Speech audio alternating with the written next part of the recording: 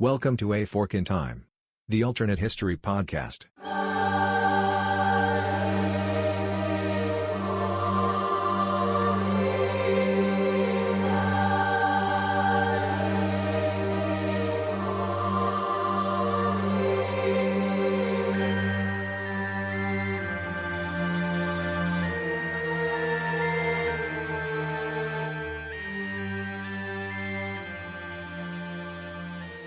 Welcome back to A Fork in Time. We're the weekly alternate history podcast that sometimes makes it weekly. We apologize again for being a little on again, off again, but we're getting back in our rhythm here.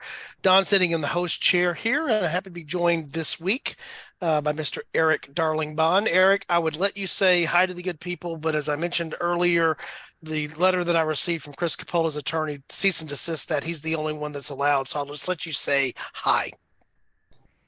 Hello. I'm sorry. I don't know what else I could say. Well, there you Chris go. knows some powerful people. He knows some powerful people, and there's always the risk that if you cross him, who knows? Your prize racehorse's head may end up in your bed, right? So we have to worry about that. Most of the time is we handle some pretty heavy historical topics, but we like to do what I call the whimsical topics a little more frequently, and that's where we're going to go tonight. And Eric, the question that is just obviously there with our topic tonight that I hope that you know the answer to, I just have to ask is, why are there so many songs about rainbows? Don, I'm not concerned about rainbows. I'm concerned about what's on the other side. Maybe that's why there are so many songs about rainbows. Yeah. You might have guessed from that. That would be probably the most well-known vocal stylings of Kermit ever. Is that a fair thing to say, Eric? Do you think that would be Kermit's number one all-time on the greatest hits list? I would say so, though I do play the Moving Right Along song whenever Grace and I go on a road trip. Okay, so there you go. So it's not just Rainbow Connection. He's more than a one-trick frog, I guess, is the point there. But Kermit is a representative sample of popular culture because he's a Muppet. Probably he and Miss Piggy being the most famous Muppets. Again, I'm taking a guess there, Eric, based upon my thing there. But all of that comes from the mind of who? It all comes from the mind of Greenville, Mississippi's own James Maury Henson, or Jim Henson, as he's more commonly known. Yeah, and so I think it's one of the, when the topic was suggested here and we were talking a little bit off podcast, the thing that popped into my head, Eric, was that I was born in the late 60s, so I grew up in the era of Sesame Street being on PBS, the Muppet Show being in syndication and, playing on one of the network broadcasts, one of the networks in my town in syndication, and then the things that would come after that, things like Fraggle Rock on HBO and things like that. So I don't think I can remember a time in my life where there hasn't been something Jim Henson around in some way, shape, form, or fashion. That's probably true of a lot of people, certainly. And as I get older and people my age, that's probably true there. So you're younger than I am, Eric. So what was your first exposure to Jim Henson? And when you hear Jim Henson, I know what pops into my head. What pops into your head first? Well, I'm more familiar with the post-Henson years. So my first Jim Henson experience, or at least with the Muppets, would have been the Muppet Christmas Carol starring Michael Caine. And then Muppet Treasure Island with Tim Curry, who is a living Muppet. Right. And so in your thinking, when you think Muppets, you immediately actually go to movies and longer form things as being, the first thing that pops into your head, right? Absolutely. I think I watched the original Muppet movie just because I was told Bob Hope was in it, and my grandparents made me watch the Road to movies whenever I was sick. And that might have influenced a lot of my life, if I'm being honest. Why did you turn out this way? It's Bob Hope's fault. I'm just telling you, it's Bob Hope's fault. It's Bob Hope's fault and Bing Crosby and Dorothy Lamour in the good ones. I was going to ask, to what extent what's the blame split on Hope Crosby? But that's a whole other discussion for a whole other time, maybe for one of our live streams. Yeah, let's just leave it as I Road to Utopia was my favorite one just because Bob Hope got the girl because everyone assumed Bing Crosby was dead. But let's leave it there. Wow. I have so many things that are running through my head, but we would just be chasing rabbits and not frogs in this case, so we're not even going to do that. So I think it's interesting that we're separate. The generational difference between the two of us causes us to think of even Henson in different ways. Again, I think more of the TV stuff. You think more of the theatrical movie release stuff. But Henson had a long, distinguished career, and obviously we're going to be talking about an alternate history here. So his career comes to an end not because he retired, right, Eric? That is correct. Unfortunately, he developed toxic shock syndrome. Okay. So he started reporting that he had a sore throat and was developing a cough, rashes, shortness of breath. Now, this being the early 90s, he dies May 16th of 1990 from his condition. It could also, I imagine that at that time, a lot of people would also be worried, like, well, is this related to HIV/AIDS? Just Right. because those were similar enough symptoms. But essentially, what the working conclusion is, he essentially worked himself to death. And we're going to talk a little bit about that because where we're going to take off as our point of departure here is him not dying. So that's the reason setting up how he comes to that. And a lot of people, when you hear about the Muppets, people think Jim Henson, true also, but Frank Oz was a collaborator of his. And one of the things that struck me is that Oz stated in a 2021 interview that he thought it was the Disney deal that probably killed Jim and made him sick. So when we talk about the Disney deal, that's relevant to the time that we're talking about. I think it's going to be relevant to our what if path. So Eric, do you want to sort of lead us up? I mentioned the Sesame Street should go without saying, the Muppet Show, being in the 70s, I guess into the 80s, the Muppet movies, the various ones that were there, Fraggle Rock, as I mentioned on HBO. But by the time we get to Henson being sick here, what is the Disney deal that we're talking about here? Oh, well, going into this, I had assumed that Henson was trying to fight off Disney buying, but now doing some more research here on my side. In 1989, Henson entered into negotiations to sell Henson Studios to Walt Disney for $150 million, just because he wanted to get back more into puppeteering. Right. At this point, the Muppets had grown into he was not a performer. He was really an executive managing an enterprise by this point, right? Yeah, apparently part of it was Disney wanted him to stick around as kind of a Walt Disney, Colonel Sanders, or Stan Lee for, fans of the current MCU. In that kind of like, oh yeah, he's the face of this, but maybe he doesn't do all that much aside from just a general oversight. Right. But he had wanted to just get back into, I just want to perform because the business part is sucking my life. Yeah. And, $150 million is a lot of money at any time. $150 million back in 1990 is, substantially more in 2023 inflation adjusted dollars.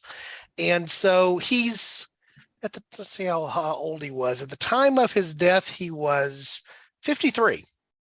53 is young. I think 53 is young because I'm 55. So 53 seems really young to me, Eric. So he had been around, again, came to fame very young. And so he's still young enough guy that you would tend to think that he has some stuff in front of him, right? Exactly. And at this time, that's still very young, even talking about when you could smoke actively on airplanes and it was normal. Right. Understood.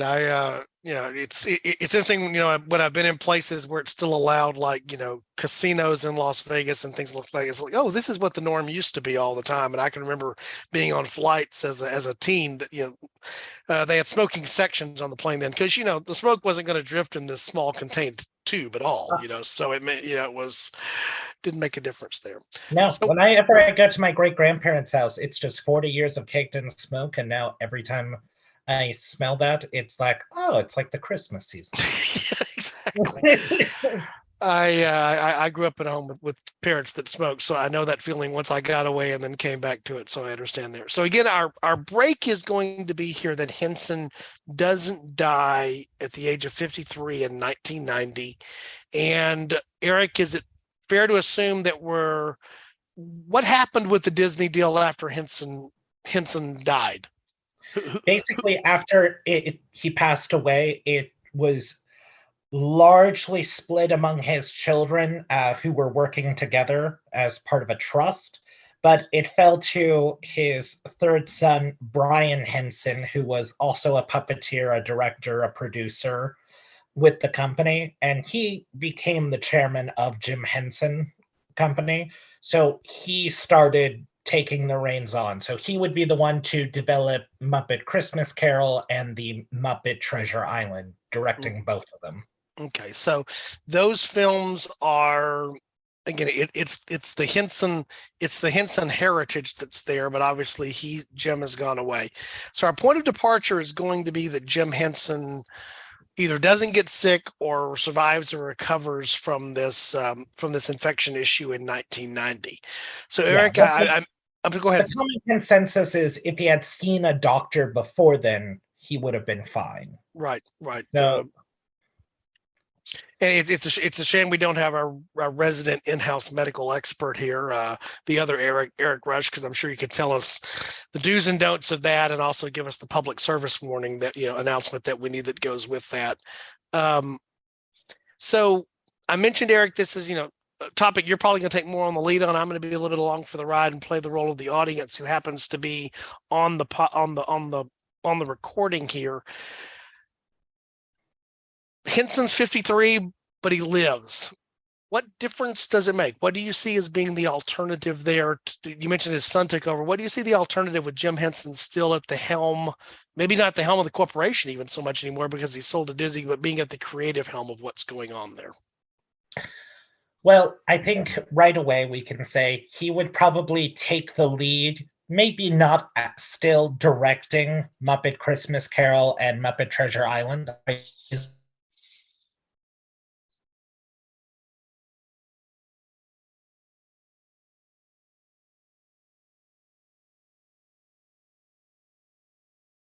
And we lost Eric on audio for a second. Can you hear me, We're Eric? now dealing with, I'm just going to assume David brought on, because at this time at the casino in Las Vegas and in Walt Disney World.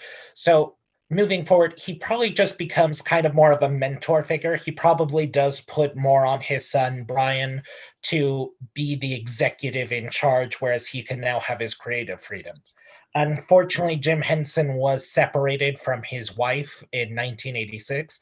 They were still married, but apparently just the pressure of him constantly being at work really just led to the dissolution of his marriage, which unfortunately happens with a lot of creative types once you kind of lose sight of yourself.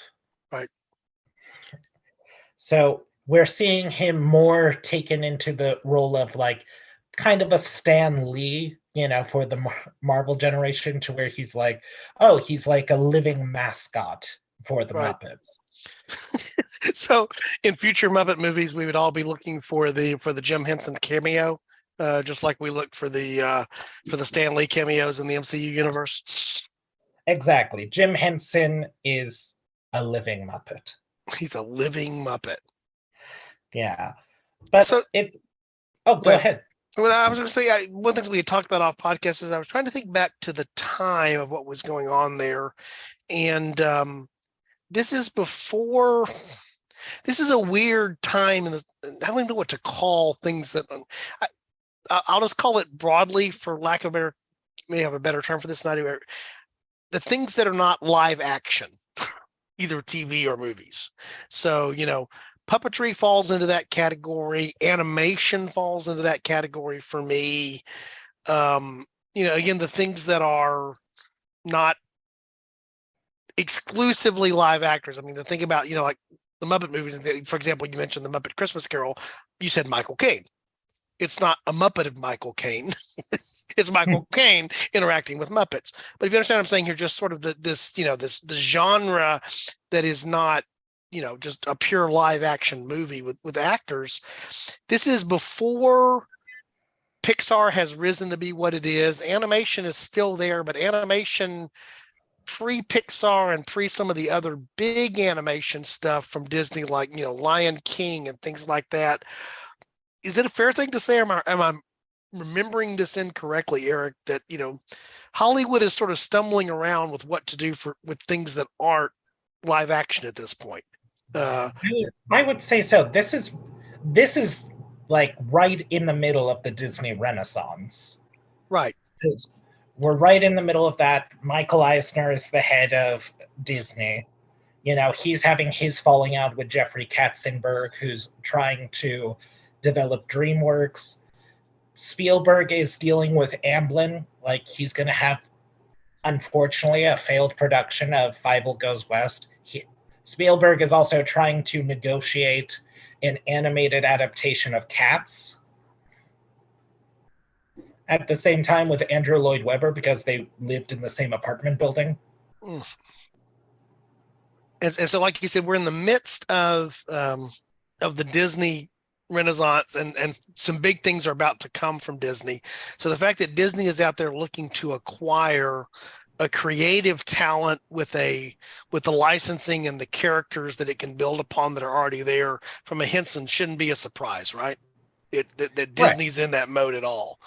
And the expectation was you're not just buying, access to characters that you can then use as you see fit, the Kermits and Miss Piggies of the world, from the Muppet lineup and all the other things that are there, but you're getting access to the guy who's created that. Exactly. It's about the brand. Right. And this is, in a weird way, it kind of is a prelude to what we would see then in the 2000s when Marvel is acquired by Disney, right, and soon Star Wars as well. Yeah, I was actually just thinking through the idea of what Disney theme parks would have looked like in the mid '90s, and then subsequent to that, with more of that presence there. I'm particularly thinking back to when we visited Disney World. Alexis and here on this episode to talk about this, but we went to Disney World, if I remember correctly, I think in '96. It's either '95 or '96, and by that time, Toy Story had come and gone. At that time, what the MGM studio, the MGM was the studio park there in Florida with them. They hadn't acquired Marvel yet, and they hadn't acquired Star Wars. If you haven't been to Disney World or Disneyland in forever, but I know now it's heavily Star Wars, it's heavily Marvel for all the reasons that it is, because Disney owns that. And so I guess my first question to you is, what do you think would have been different from the Henson Company with Jim still around versus Brian being in charge creatively? I would like to say there would probably be another Muppets TV show attempt, maybe another Muppets Late at Night that we had seen as well. That would probably be my biggest prediction there as a TV project. We definitely would never have gotten the, what was it, 2001, 2002. It was basically A Wonderful Life, but with Kermit, and Kermit is considering, what if I just never started the Muppets? And it's basically a who's who of the NBC television lineup, so that never happens. Those specials we used to have back in the 70s and 80s. Yeah. Yeah, it's weird. Comic the Insult Dog shows up at one point, and it's just so weird. Yeah. And strange. And still available on Disney Plus. Because I don't know how that works legally, but Yeah. So one of the things I was thinking about as I was reading some of the biography here, I had forgotten that he had directed Labyrinth. Is that correct? Yes, that was his big feature film, Labyrinth, and then Dark Crystal were his two big events, because he was really kind of like how James Cameron is currently about the Avatar franchise, where he's much more interested in world building. He was pouring obsessive details into these picture ideas, but they just weren't coming to fruition. It's kind of like golden age sci-fi. There's a lot of explanation about how things work and how, Right. it's all this great idea, and people are saying, and the story is what? Right. That was 10 wonderful minutes of exposition. What exactly happened? Yeah, and I was thinking, back to that, and again, thinking back on that movie. It's been a long time since I've seen Labyrinth, for example, but I remember um, David Bowie is in there. A very young Jennifer Connelly is in that movie, as I recall. I think she was the one of the leads there.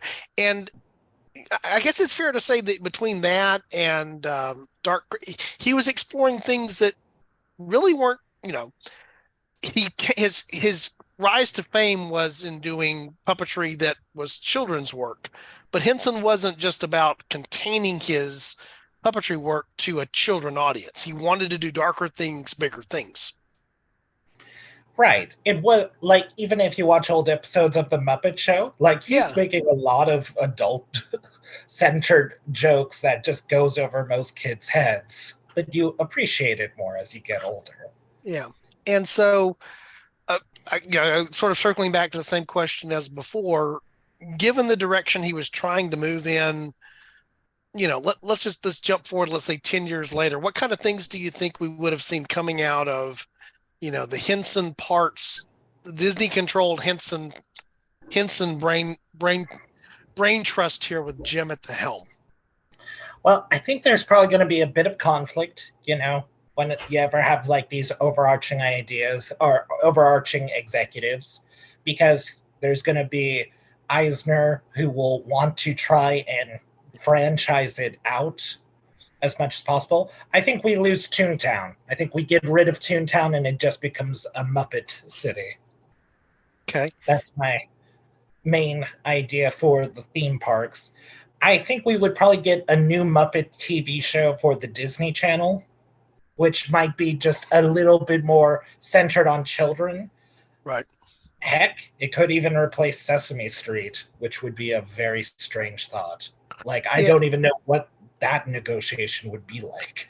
Yeah, and I think you hit upon something there that I think is interesting exploring, because I think inevitably it probably would not have been a happy marriage all the way through with a creative type like Henson, given, what he had brought to the fore, creatively to that point in his career. And to your point, when the folks that are spending the money and therefore they are calling the shots are wanting you to produce things that can be franchised and, by the way, marketed and, all the other, and to a point, I don't think he would have been opposed to that. But when you get into the whole creatives, when it becomes the creatives versus the commercial, that can sometimes turn a little bit ugly. Yeah, and who's to say he doesn't fall into bad habits again, where he has to take a more robust executive role? At which point you can say, like, but wasn't that the reason you sold to Disney in the first place, was you wanted to just focus on the creative aspects? So there's always that give and take, that push and pull of how much power are you willing to give up to be personally satisfied with the product? Right, right. And the thing, are you familiar at all? We didn't talk about this off podcast. Are you familiar at all with it's one of my favorite YouTube things, the pitch meetings on YouTube? Oh, yeah, I've seen a couple of those. Those are great. Yeah. And I enjoy them, and I enjoy I can't think of the Canadian comedian who does them now, but they're well done. If you've never seen them, I'll put a link in the show notes to the Screen Rant page where they are. But it's the concept of, it's the dual person playing both roles talking to. So it's the same guy coming in giving the pitch for the movie, and it's going to be a movie that and there's some great taglines inside of that. If you've never seen this, I encourage you to see it, audience. It's one of my favorite things. But the conflict in the pitch meeting and the humor of that is always around the creative coming in and pitching, and the studio executive trying to figure out how to monetize this thing. And so sometimes the pitch becomes, but we can sell a lot of that. Oh, we can sell we can sell a lot of, whatever. Okay, yeah, make that, even if it's a bad creative idea. And so to me, there's always that interesting tension that exists between a creative like Henson, or even a creative, like you mentioned some of the others, a Spielberg or somebody else, when the studio embraces and gives them their creative vision. Sometimes masterpieces can be created. You can also get some really weird stuff that's not good because there's nobody willing to tell them no. But there tends to sometimes be that tension that exists. And that tension can bring good things or bad things. Yeah, like an infamous example of someone maybe having too much control at the expense of others, like Andrew Lloyd Webber. Like Yeah, he's kind of been coasting off of his own brand from Jesus Christ Superstar to Evita to Joseph and his amazing Technicolor Dreamcoat, and of course Phantom, to the point now, like he just opened up on Broadway Bad Cinderella. yeah, And it's according to the New York Times, they warned us. and you skipped Cats, which was a great Broadway show and innovative at the time, taking some really obscure bad poetry and making it tolerable. But then done as a bad movie a couple of decades later. But yeah, I think it's, again, that's an interesting thing we talk about. Henson being there is, you logically immediately go to the place of, ooh, what creative things had he never gotten around to that would have come out of his mind if he had lived longer? But then you wonder if he had lived longer in the different environment, whether he would have been allowed to do that, or if he would have spent a lot of time, again, being pulled back into an executive role, less creative role, or in the creative role, feeling stymied by having sold and not having the same level of control that he had before. And then, suddenly there's the Disney Muppets breakup in 2000 because, of creative differences, irreconcilable creative differences. Exactly. And, coming for my theater fans, there was an adaptation of Into the Woods. Did you ever see the James Corden, Emily Blunt I movie? did. I like Sondheim's musicals and music, and first of all, Meryl Streep is in that movie, so it can't be bad if Meryl Streep is in a movie. That's just what I believe. It's impossible. Yeah, it's complicated. Yeah, but yes, I did. Yeah, there was an original plan in '89 to try and start adapting it to film with a mixture of live action and Muppet characters, with Jim Henson ideally at the helm. They had signed off. They had gotten it signed off with Stephen Sondheim to look into it. And as late as 1996, they were still trying to get people to develop it and turn it into a full picture. And the assumption, if Jim's alive, it gets done. It probably is done by then, not just trying to figure out how to do it by then, right? Right. Would you like me to read you the cast that they had in 1994 with Penny Marshall as the director in our own Yeah, time? yeah. I'm curious to know now that you said that. Okay. Robin Williams as the baker. Okay. Goldie Hawn as the baker's wife. Cher as the witch. Steve Martin as the wolf. Danny DeVito as the giant. Yeah, they weren't going to have the giant's wife, apparently. They just wanted the giant to survive the initial fall and then come back, which is an interesting choice, but Elijah Wood and Roseanne Barr as Jack and Jack's mother. Bebe Neuwirth, Mayim Bialik as the sisters of Cinderella.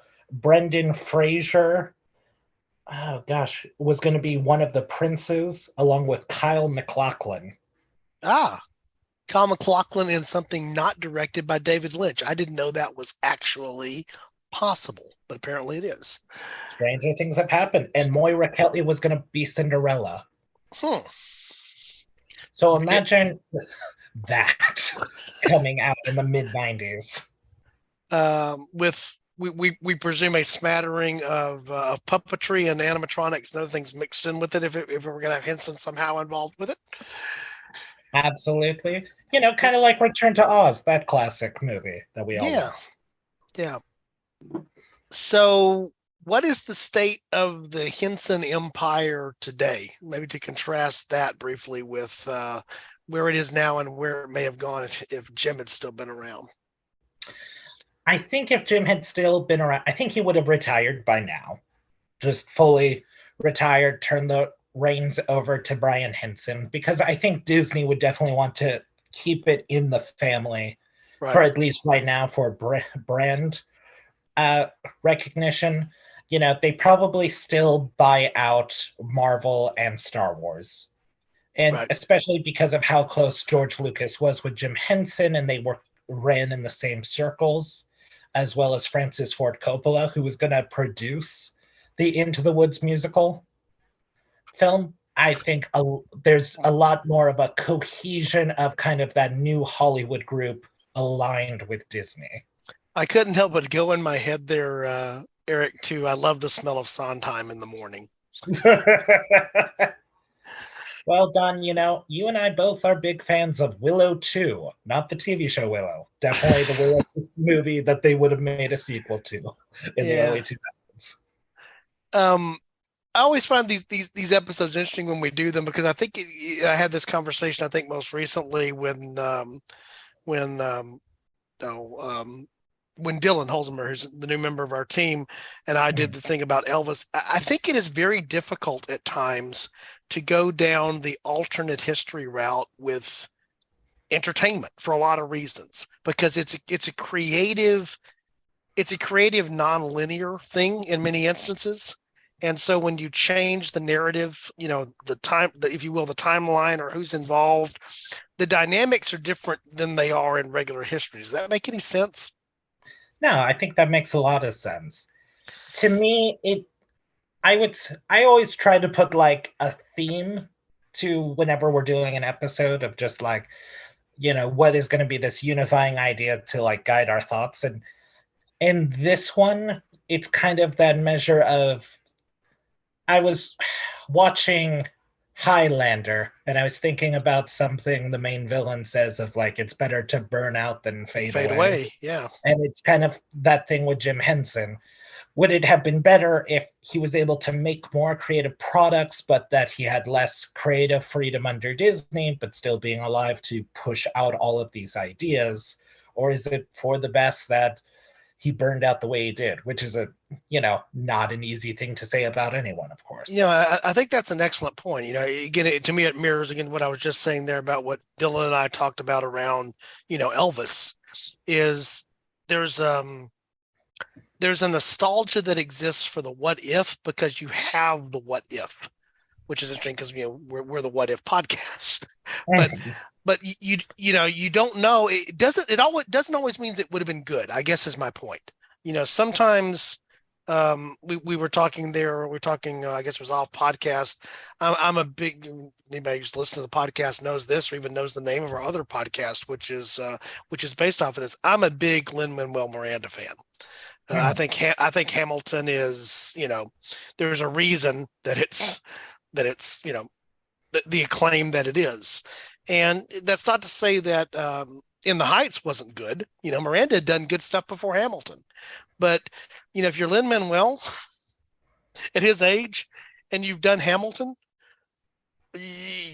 that's a hard thing to top for the rest of your life. You may have peaked, and that's not a bad thing, but you may have peaked. And, I sometimes wonder, I'm talking here about Henson at 53, had he already done his best work? When we talk about, later work was derivative or repetitive, or, he never quite adapted to this. One of the things I mentioned off podcast was, imagine Henson, suddenly getting the bug because he's connected with Disney and because of Pixar, of them getting him to bring his creative vision over, not to puppetry, but, to what was going on with Pixar-based animation.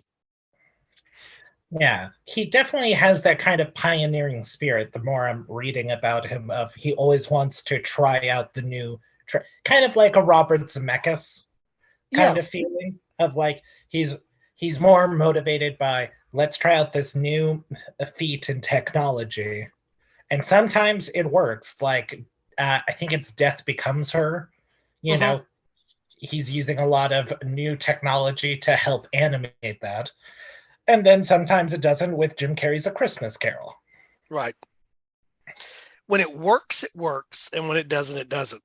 And yeah, to me, it's just curious to think about. We were talking actually off podcast, I guess, and we were talking about Orson Welles. We were talking about Citizen Kane, Mhm. and imagine somebody with Wells's creativity, the young Wells, uh, long before he was selling no wine before its time.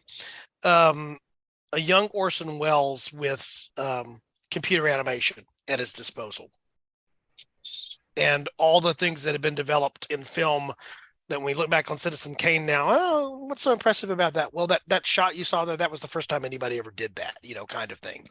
The fact that that looks so familiar to you now is because everybody has copied that for the last, wow, coming up on 80 years, a long Yeah. time.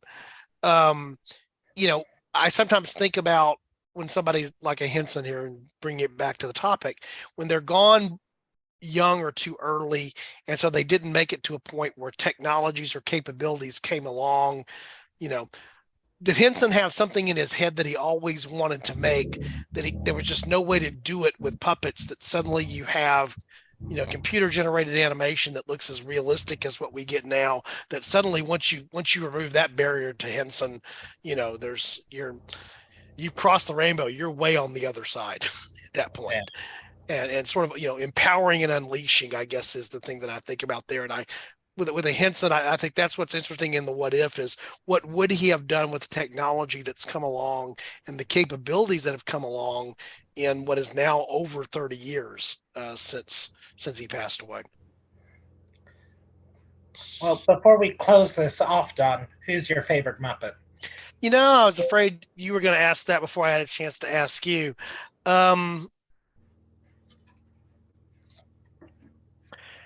I think my favorite Muppet, for better or for worse, is going to be a Kermit. I think it's still there, just because it's easy to go there, and I can identify a little bit more with a Kermit in terms of maybe some of the insecurities and some of the other things that are there. This is going to sound really strange to say. To me, Kermit is a little more human than some of the other Muppets. Yours? I get that. Uh, being the semi-hipster I am, of course, I go for an obscure one. Bobo the bear. He's typically like the henchman. Like, I think he's the henchman in a Muppets in Space, which we'll say that doesn't happen. But he's more of a non-anthropomorphic bear, and there's just something about his charm that I can't help but like. But Ralph the dog is a close second. Well, there you go. So if there's a wide range. I will say this: my least favorite Muppet is an easy one for me. It's Miss Piggy. To me, it's almost sort of it's a stick kind of thing. And okay, after 2 minutes of it, this self-absorbed. Okay, I get the joke. I'm done. Move on. Kind of thing. It's like it becomes overkill with her, and that's the very fact that I just referred to a puppet with gender, appropriately so. She is Miss Piggy, but Yeah. That wears on me after a while, and I guess part of the reason I choose choose Kermit, or maybe any of the others from from going back to Sesame Street and or the Muppet Show again, for me, back into the early. I'm definitely not an Elmo person because I lived through the baby Elmo craze when my daughter was young and don't want to go back there again. But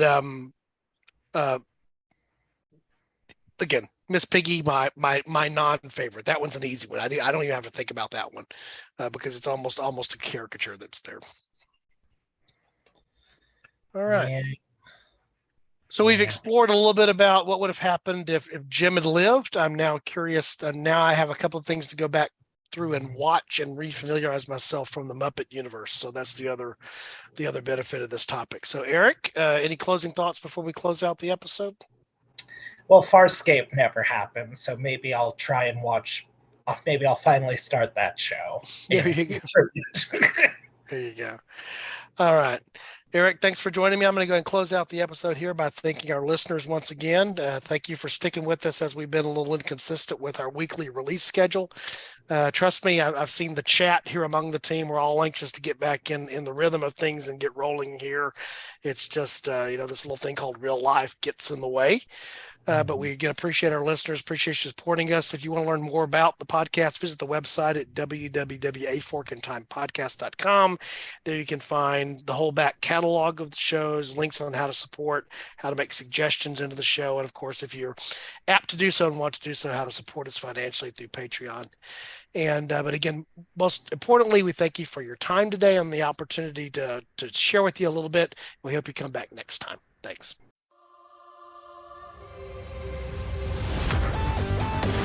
Thanks for listening to A Fork in Time, the alternate history podcast. Learn more and provide feedback by visiting our website at www.aforkintimepodcast.com. Connect to us on Facebook at facebook.com/aforkintime or follow us on Twitter at AFIT Podcast. If you want to support the show financially, visit our Patreon page at patreon.com/aforkintime. We hope you will join us next time.